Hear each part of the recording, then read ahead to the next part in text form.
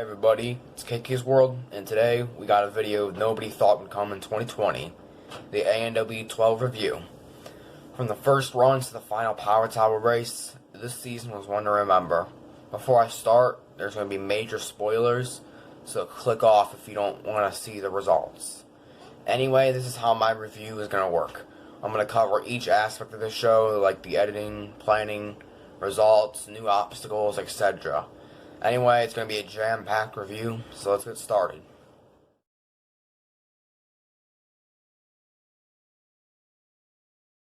This aspect of the competition isn't always the most important, but it was amplified this year due to the pandemic. By the look of the set and the precautions, you could tell they took great precautions and planned like professionals. I loved how close family and friends were still able to watch virtually. If somebody was in close contact with someone, they had to be sent home.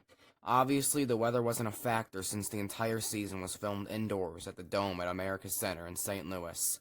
With the long filming times, you could tell they were wiping down the course thoroughly in between runs.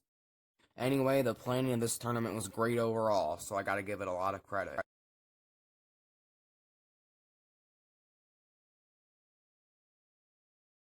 This was also an important aspect of the season. Since there weren't as many competitors this year, I feel like more people were able to get shown. Although I would have liked to see John Alexis Jr.'s full runs, or at least one of them, it was still good. I also would have loved to see more full runs instead of fast forwards, especially in the qualifiers, like Lucas Reale, Austin Gray, Chris DeGangi, and Tyler Gillette being the most notable. Regardless, these problems only slightly affected my views on the season overall.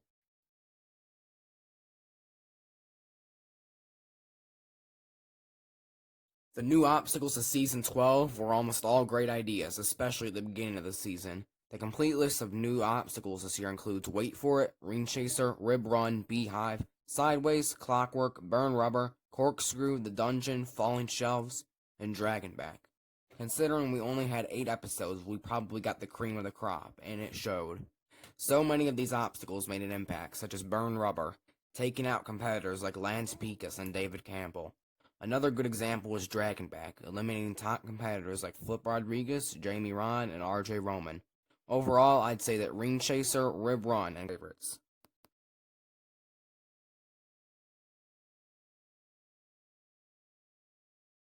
The format changes of this year are probably the most negative thing I have to say about the tournament. The Mega Wall rules reverted back to ANW 10, that being you got one shot on the Mega Wall, but if you don't make it, you still get a shot on the regular Warped Wall. I feel like the big format changes could have gone so much differently. I really didn't enjoy the team format this year, mostly because I knew the teams weren't picked by the competitors themselves, due to all the sob stories. The Power Tower in the qualifiers was cool at least, where the winner advanced their teammates to the semifinals. At least by the finals, most of the team leaders made it and were the only ones left. If I had to come up with a format for ANW 12, I would have gone with Classic Sasuke. I would have had 100 competitors running the course across 4 episodes for Stage 1, so 25 competitors per episode. Like always, any finishers would move on to Stage 2, divided into halves depending on the amount of finishers. And then finally, the Stage 3 and 4 runs would have their own episode as a season finale. This way we could still have 6 to 7 episodes, but maintain a more original format. The format overall could have definitely seen some improvement.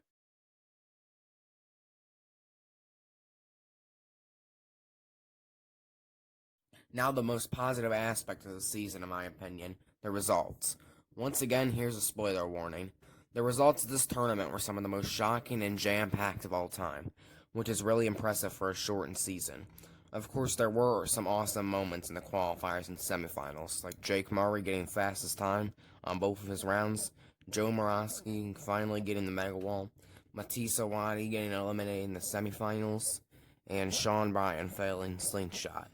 However, the real meat came in the finals, with so many shocking fails, as well as many surprise runs coming out of nowhere.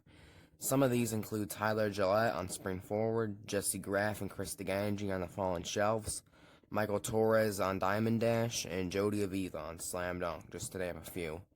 The results weren't all fails, though, as we saw plenty of success.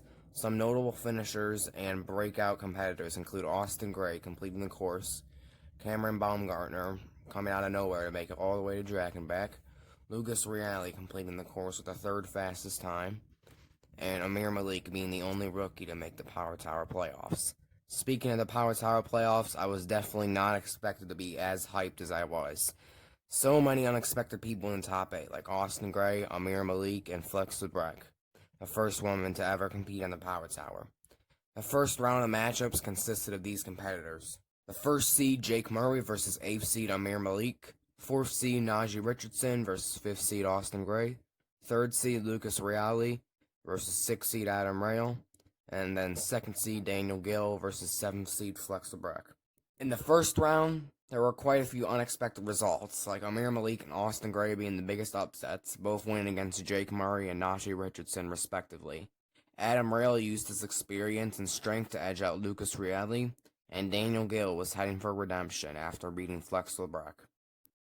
That means that the two matchups of round 2 to determine the championship would be Amir Malik versus Austin Gray, and then Daniel Gill versus Adam Rail.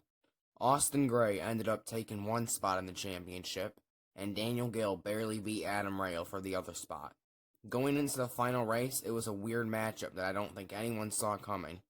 Austin Gray, an underdog having a breakout season, versus Daniel Gill, a seasoned veteran with 6 seasons and a Stage 4 attempt under his belt.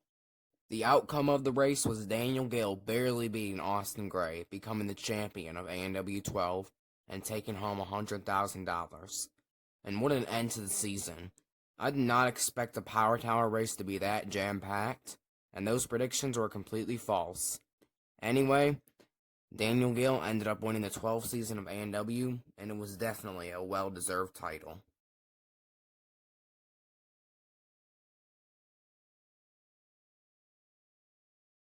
In the end, I have mixed feelings overall. On one hand, the format makes me want to hate the season, but the results make me want to love it.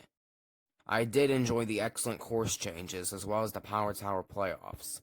Overall, with the good outweighing the bad in my opinion, I'm going to give the tournament a 7 out of 10, or a good tournament overall. That's it for my ANW 12 review.